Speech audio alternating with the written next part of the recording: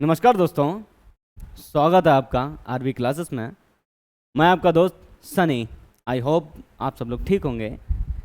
तो चलो शुरू करते हैं आज पॉलिटी। जैसा कि हमने पीछे भाग में जो पढ़ा था, मौलिक कर्तव्य भी पढ़ लिए थे, मौलिक अधिकार भी पढ़ लिए थे, नीति निर्देशक तत्व भी पढ़ लिए थे। आज पढ़ेंगे भाग 5। देखिए दोस्तों, भाग 5 की अगर बात की जाए, अगर 5 की बात की जाए तो मैं एक बात बताऊं, मैं एक बार में ये नहीं पढ़ाने वाला। पढ़ाने के लिए मैं एक बार में पढ़ा सकता हूं, लेकिन ये पढ़ाऊंगा नहीं। अगर एक बार में पढ़ा दिया तो ऊपर ऊपर से निकलेगा, क्योंकि इसमें सोचो, आप ही सोचो, 52 से लेके 151 तक हैं। अगर एक क्लास में आपको पढ़ाऊंगा तो समझो तो नहीं आएगा।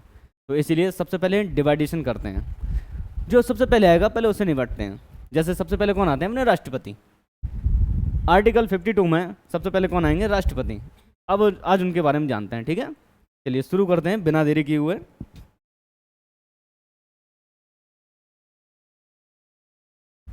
ठीक है, तो राष्ट्रपति कहाँ पे होते हैं? अपने आर्टिकल 52 में।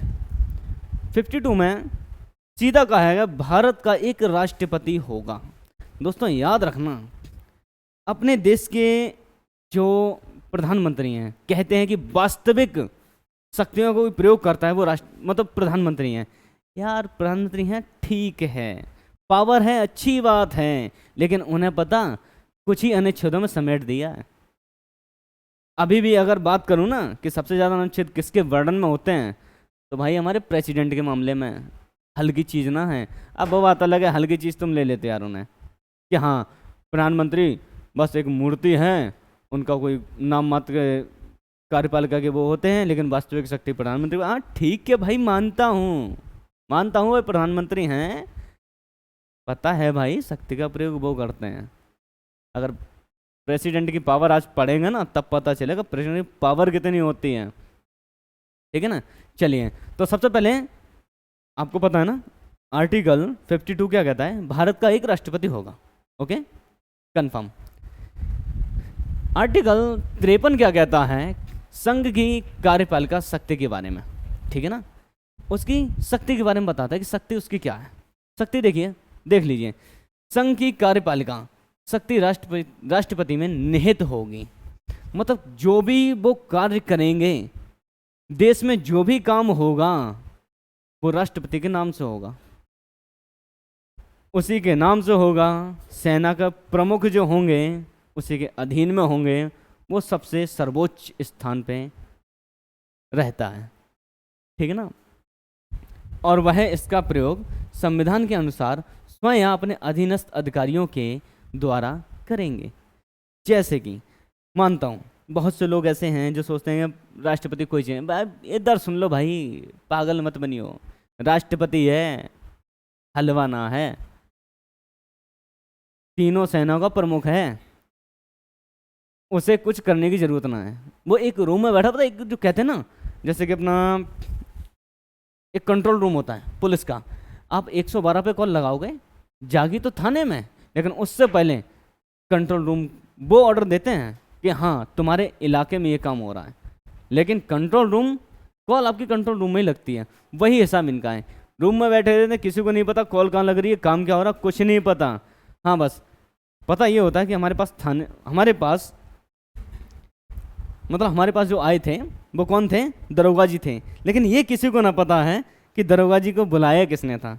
दरोगा जी को पता कैसे चला? भाई 112 पे कॉल लगाई है, आए तो दरोगा जी हैं, लेकिन 112 तो सब जगह लगाते हैं, वो जाती है कंट्रोल रूम में। तो इसीलिए बता रहा हूँ कि अपने जो प्रेसिडेंट हैं, जितने भी देश में काम होते हैं सब उन्हीं के नाम पे होते हैं, ठीक है ना। तो उसका प्रयोग वो कैसे कर सकते हैं? जैसे कि उन्हें पता हो कि हाँ ये काम करना, तो भाई अधीनस्थ, भाई तीनों सेना को प्रमुख है, तीनों सेना को प्रमुख। 2 मिनट जाना ऐसा उड़ा दे धुआं में। अरे तुम क्या सोचते हो? राज्यसभा, लोकसभा, देखो राज्यसभा तो स्थायी है, राज्यसभा अस्थायी है ना। अब तुम क्या समझते हो? राज्यसभा में जानते हैं, हाँ राज्यसभा का, लोकसभा का प्रधान कौन होता है? प्रधानमंत्री।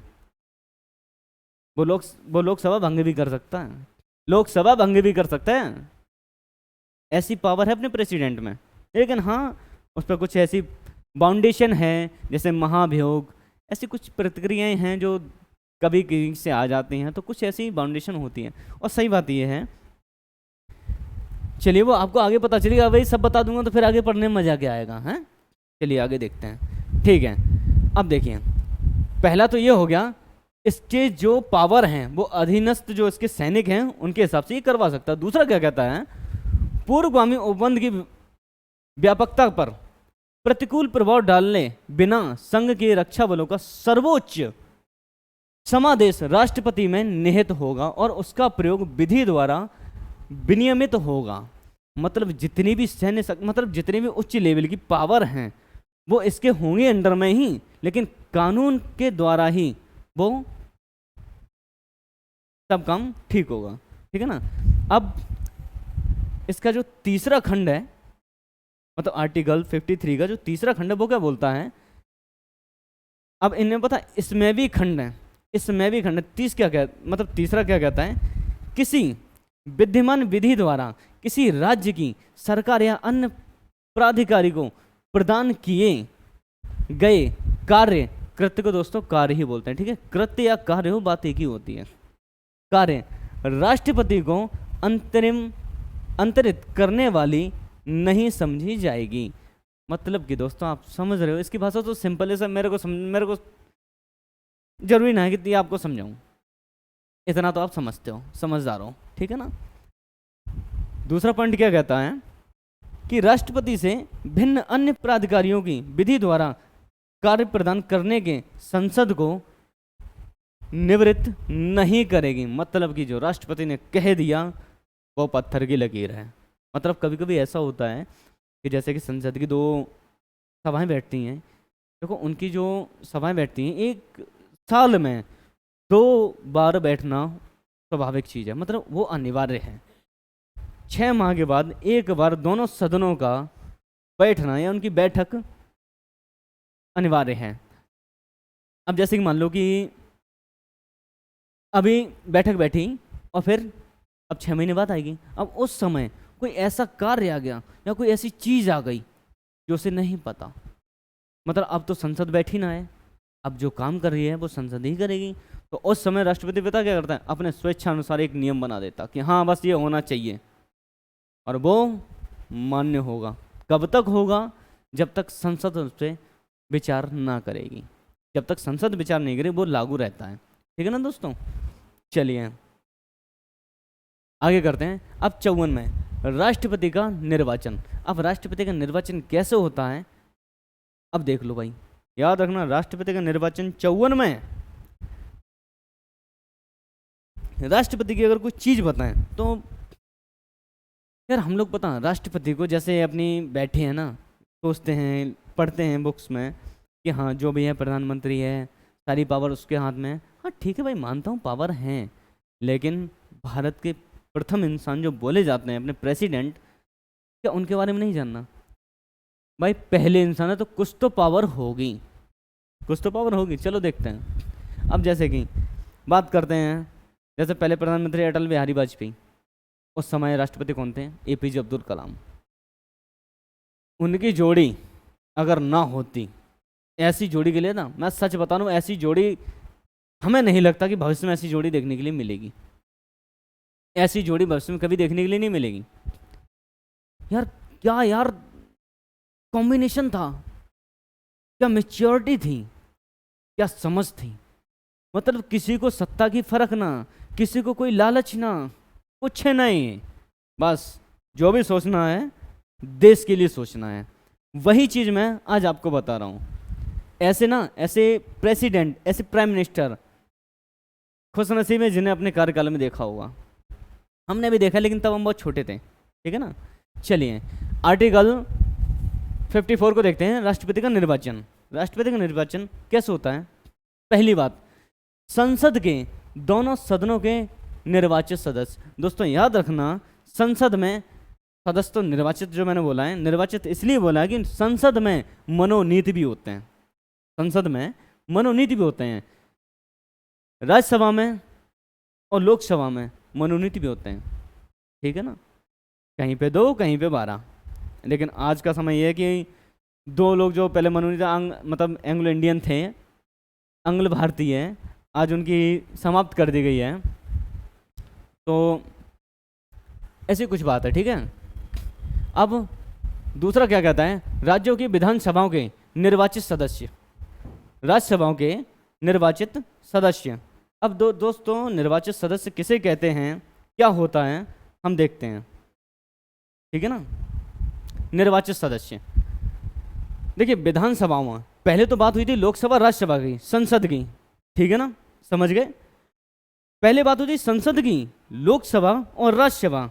अब जो बात हो रही है वो कहाँ पे हो रही है, विधानसभा में। मतलब कि अब मुख्यमंत्री की बात है, अब स्टेट में आ जाओ, स्टेट में तब वहाँ की बात कर रही हैं। यहाँ पे कुछ लोग मनोनीत होते हैं। अब हम लोग बात करते हैं आर्टिकल 55, राष्ट्रपति के निर्वाचन की रीति मतलब प्रक्रिया।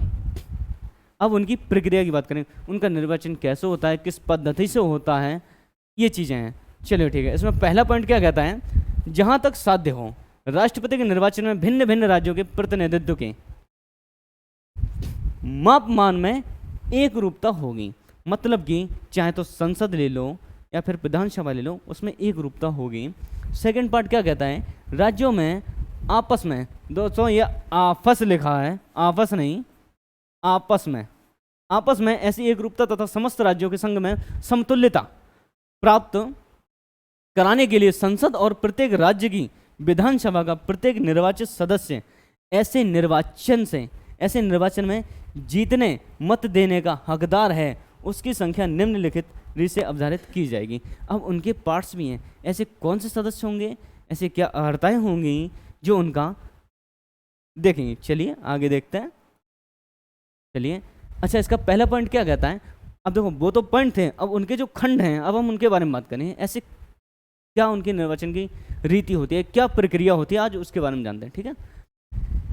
किसी राज्य की विधानसभा के प्रत्येक निर्वाचित सदस्य के उतने मत होंगे जितने की 1000 के गुणित उस भागफल में हो जो राज्य की जनसंख्या को उस विधानसभा के निर्वाचित सदस्यों की कुल संख्या के भाग देने पर आए। दोस्तों याद रखना, ऐसे मतलब उस राज्य की विधानसभा में जितने सदस्य होंगे, प्रत्येक निर्वाचित सदस्य, जो निर्वाचित सदस्य हैं उन्हें इकट्ठा करो, फिर उनमें से किसका 1000 का गुणा करो, मतलब 1000 का भागफल दो। 1000 का भागफल किसमें, जितनी उनकी जनसंख्या हो, राज्य की जितनी जनसंख्या हो ना, उनमें भागफल, फिर विधानसभा के निर्वाचित सदस्यों की कुल संख्या, मतलब अब पहले आप भाग दो 1000 का, उसमें जितनी आपको भागफल मिले, मतलब जितना आपका रिमाइंडर निकले, रिमाइंडर को छोड़ दो, जितना आपके पास आए आंसर जो आए, भागफल निकल गया है ना, उसमें भाग देने पर जो आए वही संख्या। दूसरा क्या कहता है, यदि 1000 के उक्त गुणितों की लेने के बाद शेष 500 से कम नहीं है तो उपखंड। अब सोचो, जैसे आपका रिमाइंडर 500 से नीचे है तो कोई बात नहीं, अगर 500 से ऊपर गया, जैसे मानते हैं 1000 गुणा किया, अब पता चला कि 1000 का भाग दिया, मेरे पास रिमाइंडर 700 बचा, 800 बचा, तो हम क्या करेंगे, फिर उसमें उपखंड करेंगे, ठीक है ना। अगर उसके नीचे आते हैं तो फिर डोंट माइंड, हटाओ उन्हें, ओके। फिर क्या कहते हैं, उपखंड में निर्दिष्ट प्रत्येक सदस्य के मतों की संख्या में एक और जोड़ दिया जाएगा। मतलब कि जितने आपने वहाँ पे निर्वाचित किए थे, अगर 500 से ऊपर हैं तो एक सदस्य और आपके साथ जुड़ जाएगा। ये प्रक्रिया है उसकी, ये प्रक्रिया है, ठीक है ना। तीसरा पॉइंट क्या कहता है, राष्ट्रपति के निर्वाचन आनुपातिक प्रतिनिधित्व पद्धति के अनुसार एकल संक्रमणीय मत पद्धति के द्वारा होगा। मतलब इसकी जो प्रक्रिया होती है ना निर्वाचन की, दोस्तों याद रखना, ये बहुत कम लोग जानते हैं कि राष्ट्रपति का निर्वाचन कैसे होता है। राष्ट्रपति का निर्वाचन हमारे जरिए से नहीं होता है, हम जो प्रतिनिधित्व जिसे चुनते हैं, वो जिसे चुनते हैं वो राष्ट्रपति बनता है, समझ गए ना। मतलब हम पहले एमएलए चुनेंगे, हम एमएलए चुनेंगे, एमपी चुनेंगे, वो मुख्यमंत्री चुनेंगे, फिर ऐसे उस जरिए से फिर बनते हैं भाई राष्ट्रपति। साला हमको तो पता ही नहीं होता राष्ट्रपति बनने वाला कौन है, लेकिन हाँ चुनते वही हैं जिन्हें हम चुनते हैं, जिन्हें हम चुनते हैं वही हमारे देश के प्रथम नागरिक, कहने का मतलब है अपने प्रेसिडेंट को वही चुनते हैं। चलिए, आर्टिकल 56 राष्ट्रपति की पदावधि। भाई सीधी सी बात है, राष्ट्रपति अपने पद ग्रहण करने की तारीख से, जैसे कि उसका आज का पद ग्रहण हो गया तो आज की डेट लगा के आगे वाली जो 5 साल हो गई वो तब तक राष्ट्रपति रहेगा। अब कह सकते हैं भाई ये भी हो सकता है, पद तो चुन लिया, क्या पता बीच में मर गया तो, या उसने राष्ट्रपति पद पे त्याग पत्र देना चाहो तो याद रखना राष्ट्रपति अपना त्याग पत्र हमेशा किसको देता है, किसको देता है? उपराष्ट्रपति को। किसे देता है? उपराष्ट्रपति को। जब भी राष्ट्रपति अपने पद पे त्यागपत्र देना चाहे तो किसे देता है? वो उपराष्ट्रपति को देता है। लेकिन हाँ, अगर सपोज दैट उसकी पद पे मृत्यु हो जाए तो फिर कौन करेगा? चलो आज इस पे थोड़ी चर्चा करते हैं, थोड़ी देर तक मान लेते हैं, ऐसी बहुत सी चीज़ें हैं। उपराष्ट्रपति, अभी आगे चल के उपराष्ट्रपति के बारे में जानेंगे। जैसे मानते हैं राष्ट्रपति मृत्यु हो गई, पद पे मृत्यु हो गई, तो कार्यभार कौन संभालेगा? उपराष्ट्रपति। अब भाई उपराष्ट्रपति कहाँ का होता है? राज्यसभा का पदेन सभापति होता है। अब जब वो राष्ट्रपति बन जाएगा तो फिर उसका कार्यभार कौन संभालेगा? वो उपसभापति होगा, जो राज्यसभा का एक सदस्य होगा, वहीं से चुना जाता है, उन्हीं लोगों द्वारा चुना जाता है, फिर वो पदेन सभापति बनेगा। ठीक है, चलो मानते हैं। अब उपराष्ट्रपति भी मरेगा, राष्ट्रपति भी, दोनों मर गए, दोनों निकल लिए पतली गली से। कैसे लुढ़क गए पता नहीं, किस वजह से चले गए पता नहीं। ठीक है, अब वो हो गए ठनठन गोपाल। चलो देख लिया भाई, राष्ट्रपति के तो भाई पद उपराष्ट्रपति संभाल लेगा। अब पता चला उपराष्ट्रपति तो पहले निकल लिए हैं, राष्ट्रपति भी निकल लिए हैं। ठीक है भाई, उपराष्ट्रपति का तो पद संभालने वाला है सभापति। अब राष्ट्रपति का पद कौन संभालेगा? कौन संभालेगा? पता है? नहीं पता। चलो मैं बताता हूं। सुप्रीम कोर्ट का मुख्य न्यायाधीश, अगर बात करें कि कार्यवाहक के रूप में सबसे पहले किसने काम किया था, तो कौन थे दोस्तों? एम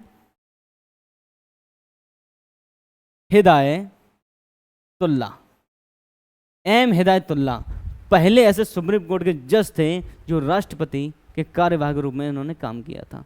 ये पहले ऐसे सुप्रीम कोर्ट के जज थे। ठीक है ना? चलो अब इनकी देखो, आपको पता चलेगा इनकी पद की तारीख होती है। मतलब अगर बात करें आर्टिकल 56 की, तो बस यही है कि राष्ट्रपति का भाई कार्यकाल कितना होता है, पदावधि कितनी होती है, चले जाएं, लुढ़क जाएं, और भी भाई परेशानी आ सकती हैं। हो सकता है कि भाई अनुपस्थित हों, तो उस समय कार्यभार कौन संभालेगा? यही चीज़ें हैं भाई। अनुपस्थित होगा, सीधी सी बात है, उपराष्ट्रपति किस लिए बने हैं? राष्ट्रपति का कार्यभार करने के लिए। लेकिन हाँ, जब उपराष्ट्रपति राष्ट्रपति के पद पे आता है तो उसे वेतन और भत्ते और जो भी फैसिलिटी होती हैं वो राष्ट्रपति की मिलती हैं। हाँ, वो बात अलग है कि राष्ट्रपति के मतलब कार्यवाहक रूप मतलब ये है कि राष्ट्रपति बने हो, राष्ट्रपति के नीचे हो अभी तक, क्यों राष्ट्रपति अभी भी है। तो क्या करना चाहिए कि जो भी आपके पास विधेयक आए उस पर आप साइन नहीं करोगे, आप सिर्फ उसे देखोगे, उसे रखोगे, उसे डिले करोगे। कब तक? जब तक कि हमारे प्रेसिडेंट आ ना जाए। कुछ लोग अभी जो लाइव देख रहे हैं हमारी क्लास भाई कमेंट करके ज़रा देखो, कोई अगर डाउट हो तो। ठीक है ना? चलिए आगे बढ़ते हैं। अब आते हैं आर्टिकल 57 पे। 57 क्या होता है? पुनः निर्वाचन के लिए पात्रता। मतलब कि अब पुनः निर्वाचन है, जैसे कोई व्यक्ति जो राष्ट्रपति के रूप में पद धारण करता है या कर चुका है, इस संविधान के अन्य उपबंधों के अधीन रहते हुए उस पद के लिए पुनर्निर्वाचन का पात्र होगा। मतलब सीधी सी बात है, अमेरिका में क्या होता है कि कोई भी प्रेसिडेंट 2 बार से ज़्यादा राष्ट्रपति नहीं बन सकता। 2 बार से ज़्यादा राष्ट्रपति नहीं बन सकता। लेकिन अपने इंडिया में क्या है कि जो जितनी बार चाहे उतनी बार वो राष्ट्रपति बन सकता है। अरे भाई मौज पड़ी है, मौज पड़ी है भाई, पॉलिटिक्स में तो बात ही अलग है। ठीक है, चलिए बात करते हैं 58 की। राष्ट्रपति के निर्वाचित होने के लिए अर्हताएं। दोस्तों अर्हताएं का मतलब ये होता है उसकी योग्यता। क्या होता है? योग्यता। चलिए आए उसकी योग्यता के बारे में। भाई क्या होना चाहिए उसकी योग्यता, आपको नहीं पता? अरे भाई अपने गांव का प्रधान चुनते हो, कैसे चुनते हो? दूसरे गांव का? दूसरे गांव को तो नहीं चुनोगे, भिखमंगा तो नहीं चुनोगे, कैसा चुनोगे? बेवड़ा जो सुबह शाम में पौवा मार के टन होता हो और फिर उसके बाद एकदम मस्त जे चौड़े में, साला पता ही नहीं शाम को पीने के बाद नाली में पड़े या बिस्तर पड़े हैं, बस शहंशाह की गद्दी नजर आ रही है उन्हें। ऐसे प्रधान चुनोगे? ऐसा तो नहीं चुनोगे ना। प्रधान कैसे होने चाहिए? कैसे होने चाहिए? वही अर्हताएं, इधर सुनो, जो भी चुनते हैं ना खुद पे डिपेंड करके देखो। पहली बात, हमारे गांव का होना चाहिए। सही बात है, प्रधान तो वही होगा। भाई हमारे गांव का नहीं होगा, दूसरे गांव का चुनेंगे, तुम्हें लगता है वो प्रधान बनने का मेरे गांव पे आएगा? साला लतिया के भगाएगा तुम्हें। पहुंच तो जाओ तुम, यहाँ प्रधान जी ऐसा काम है, बक निकल, हाँ ठीक हो जाएगा, चल जा, ऐसे भगाएगा तुम्हें। ऐसे ही राष्ट्रपति की सोचो, सबसे पहला वो भारत का नागरिक हो, क्यों? भारत का भाई इंसान है, भारत का नागरिक हो। देखो हमारे टाइप राइटर कितने बढ़िया हैं। हमने बोला था 35 वर्ष और लिखे हैं 35 वर्ष। क्या बात है भाई, 35 नहीं 35। 35 वर्ष की आयु पूरी कर चुका हो। 35 वर्ष भाई, कुछ बूढ़े और कुछ जवान ऐसे चाहिए। इतने जवान भी नहीं चाहिए कि राष्ट्रपति बनने के तुम भावकाल मचा दो, क्यों? नया नया खून होता ना, बहुत भावकाल मचाते हैं। और साला पता चल तुम प्रधानमंत्री को चिन्ह कटिया दो, महाभियोग लगा के 2 मिनट में बाहर फेंक दें वो तुम्हें। तो बहुत सी चीज़ें सोचनी पड़ती हैं। ठीक है, 35 साल की एवरेज, मतलब उसकी जो एज है पूरी कर चुका हो। तीसरा पॉइंट क्या कहता है? लोकसभा का सदस्य निर्वाचित होने के लिए योग्य हो, मतलब कि उसके पास एक जो कहते हैं कम्युनिटी सिस्टम, मतलब एक लोगों की एक सामाजिक चीज़ों में उसके इतना होना चाहिए कि एक लोकसभा में अपनी जगह बना सकें। अब लोकसभा में कौन बैठते हैं भाई? या तो तुम सीएम बन जाओ, या तो तुम सीएम बन जाओ, या फिर तुम एमपी बन जाओ, कि लोकसभा में तो बैठते हैं, या फिर तुम एमएलसी बन जाओ।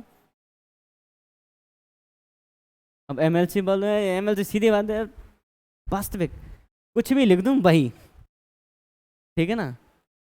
एमएलसी जो होते हैं ना वो विधान परिषद में होते हैं, विधान परिषद में होते हैं एमएलसी, क्योंकि विधान परिषद में एमएलए और एमएलसी ये 2 चीज़ें होती हैं। या तो लोकसभा के सदस्य बनो या फिर राज्यसभा के सदस्य बनो। इनमें क्या होना चाहिए? राज्यसभा के सदस्य तो अलग बात है, उनमें तो बहुत क्रिटिकल सिचुएशन है कि हाँ बहुत से ऐसे लोग हैं जो राज्यसभा में सदस्य थे, निर्वाचित हुए हैं, उसके बाद निकल के भाई लोकसभा अपनी जगह कुछ लोगों ने बना रखी है। तो ऐसे कुछ लोग हैं ना जो, लेकिन हाँ अगर आपको प्रेसिडेंट की अगर योग्यता चाहिए तो सिर्फ और सिर्फ लोकसभा में आपका निर्वाचित होना अनिवार्य है। मतलब जनता के प्रति जो क्राइटेरिया है आपको वो समझना पड़ेगा। समाज के नज़रिए से आप एक प्रतिनिधित्व उनके नज़रिए में होने चाहिए, ठीक है ना। चलिए नेक्स्ट पॉइंट क्या कहता है?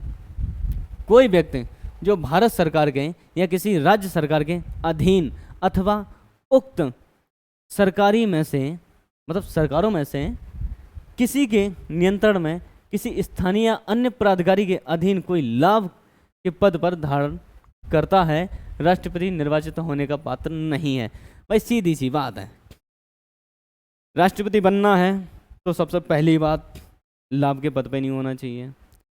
पता चले गए भाई आईपीएस बन गए कि हम राष्ट्रपति बनेंगे, कैसे बन जाओगे भाई? नहीं बन पाओगे। सरकारी पद पे तो होने ही नहीं चाहिए। कैसे होने चाहिए? सामाजिक तौर पे होने चाहिए, जनता के प्रति होनी चाहिए, जनता के लिए होना चाहिए, वही योग्यताएं हैं, ठीक है ना। आपको अब जैसे मानते हैं आप किसी अगर पद पे भी धारण हो, अगर आप जनता के प्रतिनिधित्व भी हो और जैसे ही आप राष्ट्रपति का पद धारण करोगे, वो जो आप लाभ का जो पद धारण करे थे, जो आप लाभ के पद पे थे, सरकारी जॉब में थे, या मैं देखूँ तुम कांस्टेबल थे, पुलिस में थे, दरोगा थे, एसएचओ थे, सीओ थे, लेखपाल थे, कुछ भी सही, जैसे ही आप राष्ट्रपति बनते हो वो पद अपने आप रिक्त हो जाएगा, उस पद की योग्यता बिल्कुल खारिज हो जाएगी। ठीक है ना। अब बात करते हैं भाई, इनकी शर्तें भी सुन लो भाई, राष्ट्रपति की शर्तें भी होती हैं। अब राष्ट्रपति की शर्तें क्या होंगी भाई, सुन ली, बड़ा तगड़ी शर्तें इनकी भाई। सीधी सी बात है यार, राष्ट्रपति हैं भाई, शर्तें तो होंगी। अब शर्तें कैसी होंगी जरा देखियो भाई। पहला पॉइंट पता क्या बोलता, राष्ट्रपति संसद के किसी सदन या किसी राज्य के विधानमंडल में किसी सदन का सदस्य नहीं होगा। भाई वो खुद में बहुत बड़ी अपॉर्चुनिटी है। कौन देखे यार राज्यसभा, लोकसभा, विधानसभा को, नहीं कुछ नहीं। यदि संसद के किसी सदन का या किसी राज्य के विधानमंडल के किसी सदन का कोई सदस्य राष्ट्रपति निर्वाचित हो जाता है तो यह समझ आ जाएगा कि उसने सदन में अपना स्थान राष्ट्रपति के जैसे भी निर्वाचित होता है वो सदस्य के पद खो देता है। सीएम हो, बने रहो, जैसे ही आप राष्ट्रपति बनोगे आपका पद ऑटोमेटिक खाली। एमएलए हो ऑटोमेटिक पद खाली, एमपी हो ऑटोमेटिक पद खाली। मतलब जैसे ही आप राष्ट्रपति का पद धारण करते हो आपके निचले स्तर के जो पद हैं वो ऑटोमेटिक रिक्त हो जाते हैं। ठीक है ना। दूसरा पॉइंट क्या कहता है भाई, नेक्स्ट पॉइंट, राष्ट्रपति अन्य कोई लाभ का पद धारण नहीं करेगा। मतलब ये मत सोचो कि तुम राष्ट्रपति हो भाई यार मौज पड़ी है भाई, चौड़े में लेटे हैं, काम तो कुछ करना ना है, काम तो कुछ करना ही ना है। राष्ट्रपति है भाई, हमें कौन पूछेगा, हमसे कोई कहेगा हाँ सर ये काम होना है, 2 लेक्चर दिए ना भागता नजर आएगा भाई। अब तुम सोचेगे हम फालतू में, अब तुम भाई बात मेहनती इंसान हो, सोचोगे राष्ट्रपति तो बने तो क्यों ना ऐसा करूँ, कुछ वकील ही बन जाऊँ मैं या कुछ ऐसा ही काम कर लूँ। नहीं कर सकोगे भाई, ऐसा कुछ नहीं होगा। तो सबसे पहली बात, राष्ट्रपति बनने के बाद दूसरा पद कोई धारण नहीं कर सकते। और सबसे अच्छी बात क्या है कि इनका जो वेतन भत्ता है, इनका जो वेतन भत्ता होता है, राष्ट्रीय आपात लग जाए, कोई भी संकट आ जाए, कितनी इमरजेंसी हो, लेकिन इनका वेतन हमेशा संचित निधि से देना पड़ेगा। इनके वेतन में कोई कटौती नहीं होगी, इनके वेतन में कोई कटौती नहीं होगी भाई। देखो एमएलए की तनख्वाह रुक जाएगी, एमएलसी की रुक जाएगी, एमपी की रुक जाएगी, कानून की रुक जाएगी। एक बात मानूं तो जहाँ तक है न्यायालय तक की तनख्वाह थोड़े दिन के लिए कुछ समय के लिए रुक सकती है, लेकिन प्रेसिडेंट की नहीं, बिल्कुल नहीं, उन्हें तो देना पड़ेगा। क्यों भाई, पहले इंसान है, मजाक हल्के में मत लो भाई, प्रेसिडेंट हैं। चलिए अब बात करते हैं, ये थोड़ा ऊपर हो गया, थोड़ा नीचे करो यार इसे, हाँ ठीक। अब बात करते हैं नेक्स्ट पॉइंट की, राष्ट्रपति बिना किराया दिए अपने शासकीय निवासों के उपयोग का हकदार होगा। मतलब जहाँ पे वो रहेगा किराया भी ना देगा। मतलब भाई 100-200 बॉडीगार्ड, ये छापे वाली ज़िंदगी, मौज से, ना किराया देना पड़ेगा ना कुछ, भाई एसी की टेंशन, आए एसी चलाइए, चौड़े में लेटे, ऐसी ज़िंदगी है यार। ऐसी उपलब्धियों, भत्तों और विशेष अधिकारों का भी जो संसद विधि द्वारा अवधारित करे, और जब तक इस निमित्त इस प्रकार उपबंध नहीं किया जाता है तब तक ऐसी उपलब्धियां, भत्तों और विशेष अधिकारों का जो दूसरी अनुसूची में निर्दिष्ट है। देखो अपने पास 12 अनुसूची है ना, 12 अनुसूची बताएंगे हम आपको, दूसरी अनुसूची जो पढ़ाएंगे ना उसमें आपको बताएंगे हम। लेकिन हाँ अब प्रेसिडेंट की बात हो रही है तो भाई इनकी विशेषता भी बतानी पड़ेंगे ना। इनकी विशेषता बता रहा मैं, वो हकदार होगा भाई, मतलब अपनी पावर यूज़ करने के लिए, अपना रोला दिखाने के लिए, अपना काफिला दिखाने के लिए। अरे राष्ट्रपति जब निकलता ना, आपने कभी राष्ट्रपति निकलते देखा? कभी राष्ट्रपति देखा है? देखा है कभी? हमने देखा है, एक बार देखा था यार, लाइफ में पहली बार देखे थे रामनाथ कोविंद को। जहाँ से जा रहे हैं वो तो ठीक है, लेकिन उस रोड से नीचे, उस रोड से नीचे अपनी थल सेना चल रही है, ठीक है ना। अब जो हेलीकॉप्टर इधर चल रहा है ना, उनका जो चॉपर चल रहा है, चॉपर, हेलीकॉप्टर नहीं चॉपर होता है उनका, काफ़ी तगड़ा होता है चॉपर चलना। अब उसके ऊपर भी भाई विमान उड़ रहे हैं, सिक्योरिटी देख रहे हो कितनी पावरफुल है। और राष्ट्रपति जहाँ उतर जाएं भाई कालीन बिछा देते, कालीन, रेड कारपेट, कारपेट बिछाते हैं, राष्ट्रपति को यहाँ से अगर 20 कदम चलना हो ना, पैदल नहीं चलता, उतरेगा, गाड़ी आएगी बाकायदा, इधर उधर फिर भी बॉडीगार्ड, मात्र 20 कदम के लिए। भाई ये पावर होती है। और जब वो खड़े होते हैं ना तो मजा लो, कोई बैठ जाए उनके सामने। It's a power of president. यह पावर होती है, कहने के लिए नाम मात्र का है, कार्य सब उसके काम पे होते हैं। हम लोग यही पढ़ते हैं ना, लेकिन वास्तविक रूप से माना जाए यार, राजा राजा ही होता और प्रधानमंत्री प्रधानमंत्री होते भाई। आज के समय में अरे प्राचीन इतिहास में चले जाओ, चक्रवर्ती राजा हुए, सम्राट हुए, ऐसे कई राजा हुए, उनके प्रधानमंत्री थे ना। राजा युद्ध करने जाते, आपको क्या लगा राजा लड़ते थे? राजा नहीं लड़ते थे, राजा बहुत कम लड़ते थे। लड़ते कौन थे? उनके प्रधानमंत्री, उनके सेनापति। अब बात करिए अगर लड़ने की, युद्ध की बात की जाए तो अपने अकबर को ले लो, बैरम खां के संरक्षण में थे। पानीपत का युद्ध था 1556 में, हाँ 1556 में, 26 में होता शायद, 1526 में। क्या हुआ था? अकबर ने लड़ा था, तो चूसे थे, पानीपत का युद्ध जीत लेते हैं। 2 झापड़ मारते ना, अकबर को बेहोश हो जाते वो, लेकिन नहीं, उनकी सेना लड़ी है, नाम उनका हो गया। तो 1556 में जब हल्दी घाट मतलब पानीपत का युद्ध लड़ा, तो बस ऐसी चीज़ है। देखते हैं, चलिए नेक्स्ट पॉइंट देखते हैं। राष्ट्रपति की उपलब्धियां और भत्ते उसकी पदावधि के दौरान कम नहीं किए जाएंगे। मैंने बोला ना, जब तक वो राष्ट्रपति है उसके वेतन भत्ते, उसकी शौक मौज में कोई कमी नहीं होनी चाहिए, बेशक देश भूखा मर जाए। लेकिन ये रूल है, रूल तो रूल है, संविधान सर्वोपरि है, तो संविधान में लिखा है वही होना चाहिए, ठीक है ना। चलिए नेक्स्ट पढ़ते हैं आर्टिकल 60 में क्या कहता है? राष्ट्रपति द्वारा शपथ का प्रतिज्ञान। मतलब अब इसमें राष्ट्रपति शपथ लेंगे, मैं भगवान को अमुक मान के शपथ लेता हूँ कि मैं संविधान की अच्छे से देखभाल करूँगा या करूँगी, एक्सेट्रा वगैरह जो भी हो। अब मेरे को क्या पता, मैं थोड़ी ना राष्ट्रपति हूँ जो तो मैं पूरा शपथ पढ़ाऊँ। मैं शपथ मेरे खुद ना पता है। शपथ जानते हो कैसे कहते हैं? लेने के लिए बहुत लेते हैं, डीएम भी लेता है, एसपी भी लेता है, मुख्यमंत्री भी लेते हैं। तुम्हें लगता है सब अपने हिसाब से चलते हैं? लगता है तो अच्छी बात है, बाकी तो आपको पता है। चलिए नेक्स्ट आर्टिकल पढ़ते हैं 61, राष्ट्रपति पर महाभियोग चलाने की प्रक्रिया। दोस्तों याद रखना, महाभियोग का मतलब यह है कि उस पर संविधान के जब वो संविधान के रेगुलेशन में ना चलता, उससे हटके चलता है, तब ये महाभियोग लगता है उस पर। और महाभियोग लोकसभा या राज्यसभा कोई भी सदन उस पर लगा सकता है, लेकिन हाँ कंडीशन फर्स्ट, 14 दिन पहले उसे बताना पड़ता है कि आप पे सर महाभियोग लग चुका है। 14 दिन पहले आपको महाभियोग लग चुका है, ठीक है ना। तो ये महाभियोग की प्रक्रिया होती है। अब बात करते हैं 62, आर्टिकल 62 की।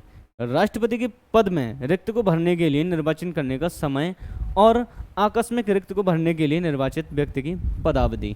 अब जैसे मानते हैं, जैसे कि सपोज दैट राष्ट्रपति का पद खाली हो गया। अब देखो सही बात यह है कि राष्ट्रपति का देश में चाहे कुछ भी चलता रहे, कुछ भी होता रहे, चाहे इमरजेंसी आए, चाहे कुछ भी है, लेकिन हाँ उनका निर्वाचन अनिवार्य है, उनका निर्वाचन आपको करना पड़ेगा, निर्वाचन करना पड़ेगा। ये कहाँ पे दर्शाया गया भाई? आर्टिकल 62 में। अब 63 में कौन आ गया भाई? उपराष्ट्रपति। अब याद रखना, जैसे आपने राष्ट्रपति पढ़े ना, सेम कंडीशन वही, वही निर्वाचन, वही प्रक्रिया, वही चीज़ें सब वही। हाँ कुछ चीज़ें अलग हैं, वो बताऊँगा। अब 64 में क्या है? उपराष्ट्रपति का राज्यसभा का पदेन सभापति होना। भाई इन्हें जो तनख्वाह मिलती है, इन्हें जो वेतन भत्ते मिलते हैं, उपराष्ट्रपति के तौर पे नहीं मिलते हैं, इन्हें जो वेतन भत्ते मिलते हैं वो मिलते हैं राज्यसभा का पदेन सभापति होने के लिए। उपराष्ट्रपति का वेतन कभी नहीं मिलता, लेकिन हाँ राज्यसभा के अगर पदेन सभापति हो, वेतन उसके जरिए आता है। चलिए आगे बढ़ते हैं। 65 में क्या है? राष्ट्रपति के पद में आकस्मिक रिक्त के दौरान या उसकी अनुपस्थिति में उपराष्ट्रपति का राष्ट्रपति के रूप में कार्य करना या उनके कार्य का निर्वहन करना,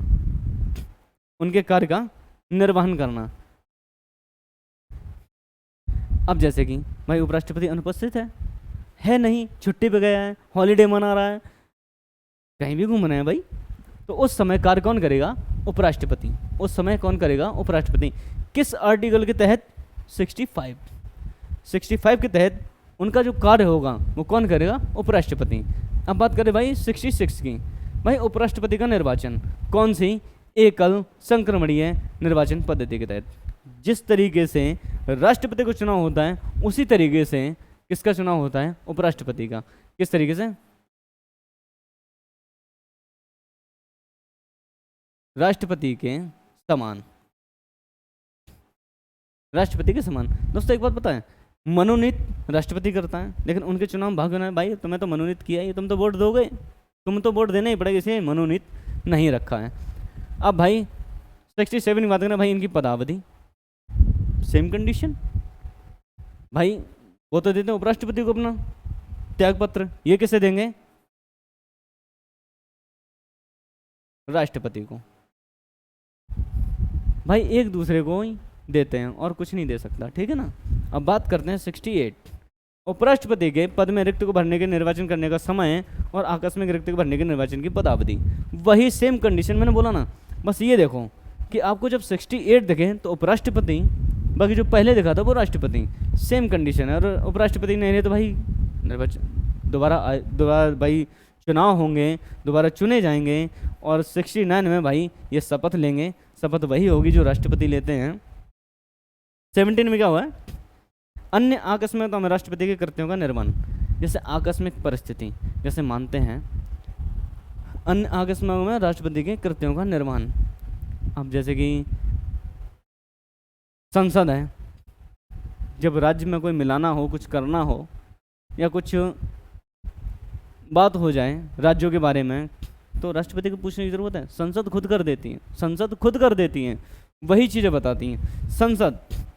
ऐसे कहाँ से आवाज आ रही है? ऐसी किसी आकस्मिकता में जो इस अध्याय में उपबंधित नहीं है, राष्ट्रपति के कृत्यों में निर्वहन के लिए ऐसा उपबंध कर सके जो वह ठीक समझे। मतलब संसद भाई अपने आप में बहुत बड़ी चीज़ है, क्योंकि संसद अपने आप में, भाई देखो नियम कानून सब संसद से पारित होते हैं। संसद की अगर बात की जाए, संसद में कौन होता है? लोकसभा प्लस राज्यसभा और प्लस एक और होते हैं प्रेसिडेंट, राष्ट्रपति। अगर ये नहीं है ना तो संसद अधूरी है। आपने ये तो सुना संसद के 2 सदन है, लेकिन संसद बनी तीनों से मिलकर है। तो ऐसी ही चीज़ें जब लगता है कि हाँ ऐसी चीज़ें संसद समझती है ये ठीक है, तो वो राष्ट्रपति से पूछती नहीं है, उनका जो कार्य है वो स्वयं कर लेती हैं। चलिए 71 में क्या कहते हैं भाई? 71 में राष्ट्रपति या उपराष्ट्रपति के निर्वाचन में संबंधित या सशक्त विषय। मतलब भाई जब इनके चुनाव होते हैं, जब इनके चुनाव होते हैं और कोई विवाद हो जाए, कोई भी विवाद हो जाए, तो उसका समझौता कहाँ होता है? कहाँ होता है? सुप्रीम कोर्ट में। और जब सुप्रीम कोर्ट एक बार जवाब दे देना, बस वही मान्य है, वही मान्य है, उसके सिवा कुछ नहीं। अब बोलना मत बिल्कुल, क्यों सुप्रीम कोर्ट साहब ने कह दिया है कि हाँ बस अब राष्ट्रपति हैं तो हैं, ज़्यादा बकलोली की तो बहुत पीटेंगे, चाहे तुम कितने मंत्री हो ना, उठा के उल्टा लटका देंगे, इतनी पावर होती है भाई। चलिए अब बात करते हैं, अच्छा इनके पास एक पावर होती है 72, बात करते हैं 72 की। राष्ट्रपति के पास ये पावर और होती है आर्टिकल 72 में क्या होता है? चलिए हम तुम्हें थोड़ा डिटेल में बताते हैं, थोड़ा अपने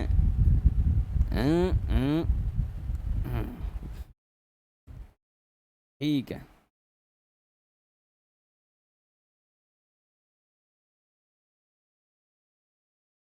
सेवेंटी टू, ठीक है ना, अनुच्छेद 72, इसके तहत क्या होता है?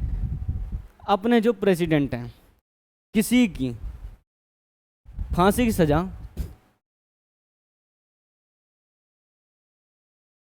फांसी की सजा माफ कर सकते हैं, कम कर सकते हैं,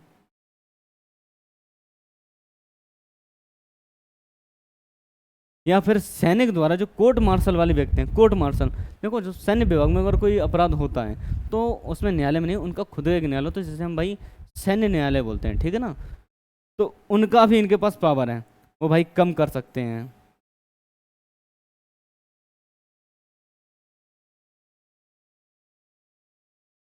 कम कर सकते हैं, माफ भी कर सकते हैं।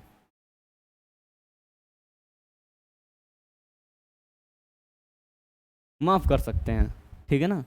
ये पावर कहाँ पे दी है अपने प्रेसिडेंट को? आर्टिकल 72 में।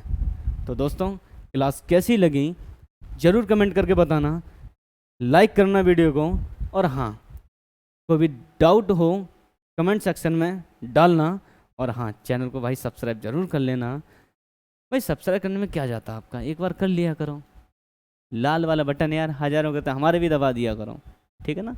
मिलते हैं अगली क्लास में। जय हिंद।